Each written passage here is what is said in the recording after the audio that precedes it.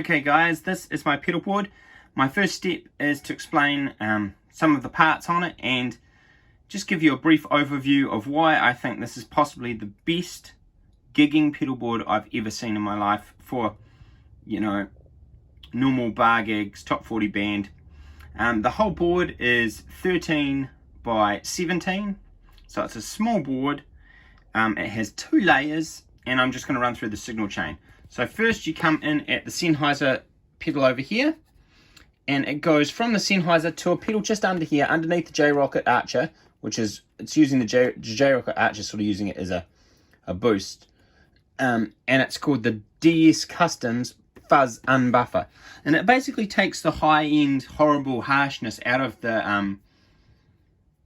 well, not horrible harshness, but the little things that just don't seem right about your wireless unit, and it just sort of returns it back to closer to what your guitar signal is. Also means that your wireless doesn't muck up your buffers, muck up your fuzz. Then I come into my ES5. This also has a tuner in it, by the way. The ES5 is most of the time set to preset mode. I'll go over another part of the video to explain all that. Then I run into my favourite overdrive of all time, which is the Double Barrel by JHS. The Double Barrel by JHS is basically a light overdrive. I always keep it in the light mode. It does have the ability to go a bit heavier, but a light overdrive which is based on a blues breaker circuit called a Morning Glory, and another overdrive which is a TS style overdrive called the Moonshine. I always set this one slightly heavier, rockier, and this one lighter, and I can use them to boost each other. I usually run, I can't even remember which way I run it around, but I can use them both on at once when I'm soloing, or just have one on.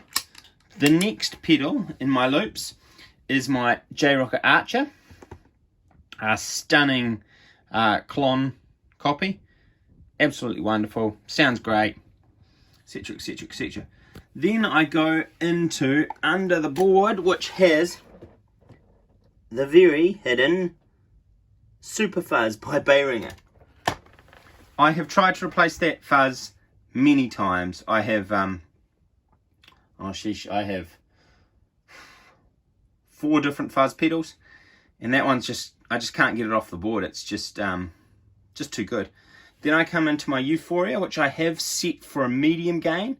I love this for an actual, for a low gain.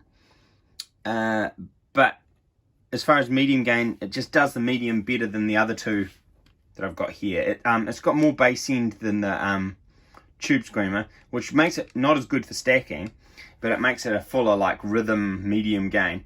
If I'm soloing, I can get the same amount of gain by chucking on these 2 sides, and I can even have these 2 sides and the Archer all on one side.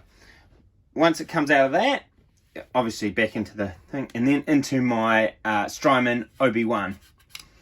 Strymon Ob1, again, I've had multiple compressors, and the Strymon Ob1 just does it for me. Every time, every single time I come back to it. It's got normal compressor on this side. It's an optical compressor, I believe. Sounds very transparent. And then it's got a boost switch here, which I always have mine set to flat. I never have it set to treble boost. Then it comes back to the 5th slot on this. So that's my 5 slots on my ES5. So it's drive and boosts. And the reason why it's drive and boosts is because I can flip the order of things. I can have my Archer running into my Morning Glory, which is one of my favorite sounds, or the Archer by itself on the same patch running into the compressor, or I can move the compressor forward. You know, it just gives me that variety.